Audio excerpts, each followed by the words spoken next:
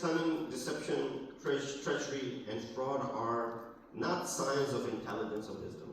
Contrary to their belief, they think when they're more cunning, they are wise, and they're showing tremendous amount of intelligence.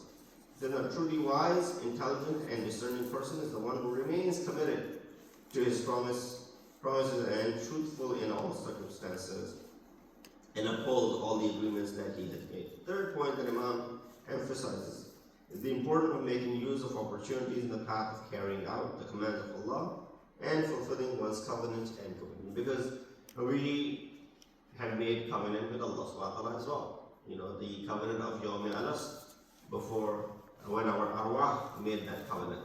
And therefore we made that wa'ada and the covenant when we come here, we are guided by Allah subhanahu wa ta'ala to remain steadfast on that promise that we had made, and therefore we don't go against that. So Imam brings forth all of these 3 points in this short sermon. So when you look at this discussion, it is very difficult to say this was again a standalone khutbah. Could be part of another sermon of Nahl al-Balagha.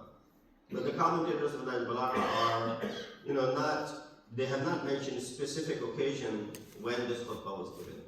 But the context of this khutbah, where Imam is talking about breaking the covenants and treachery, dishonesty, what event comes to your mind that could be around that era? The feet. And especially the arbitration of the Hakamain, one Abu Musa Ashari and the other one Amr ibn As. They're breaking the covenant, saying something and then going and doing something else. So this is probably the best guess as to when this khutbah was given. Because of the tragic episode of the arbitration, the matter became subject to widespread discussion amongst the Muslimin, and Imam had to go ahead and deliver this khutbah for their understanding.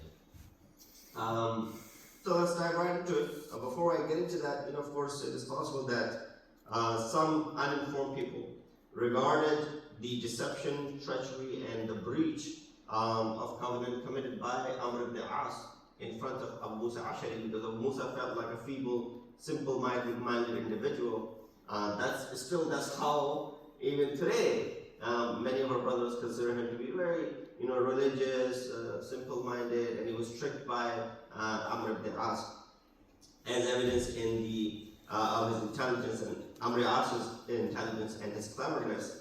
Such thinking could lead people to admire and imitate these inhuman and un-Islamic practices. Therefore, in order to prevent such spread of deviant ideas, Imam ﷺ had to give his viewpoint. Today you look for viewpoints on the war that is going on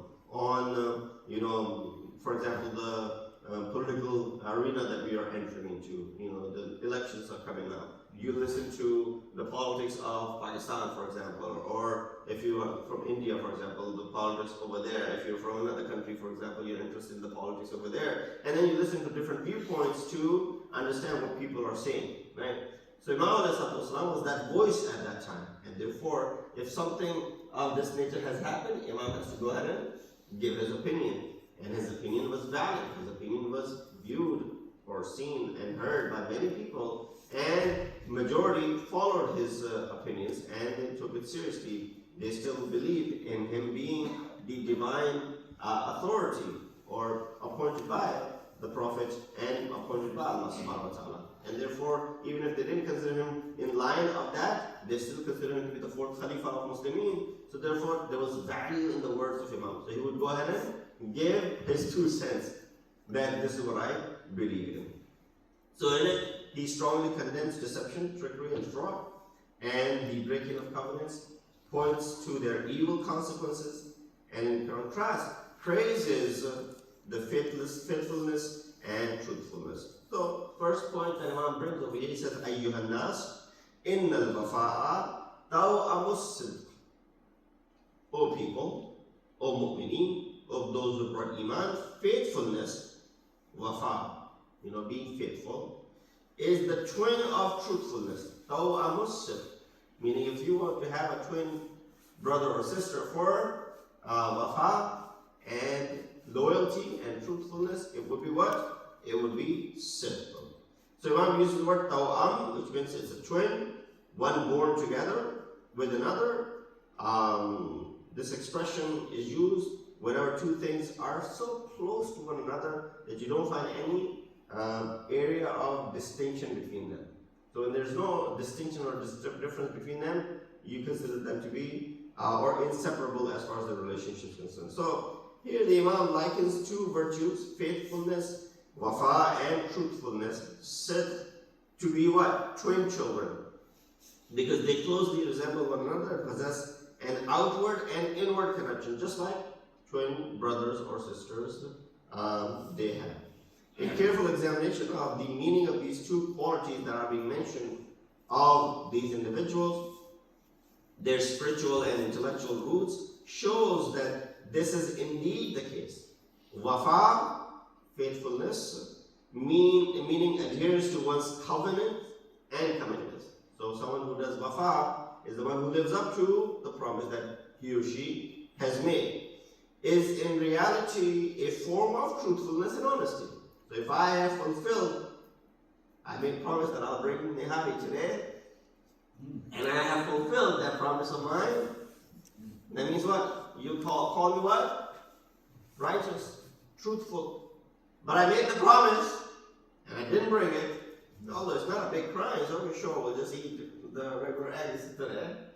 But there will be this concept of, this person may not be as truthful as we had thought this person should be. So right away, that honesty is literally associated and in line with this wafa. Likewise, truthfulness is a form of faithfulness towards reality and the fulfillment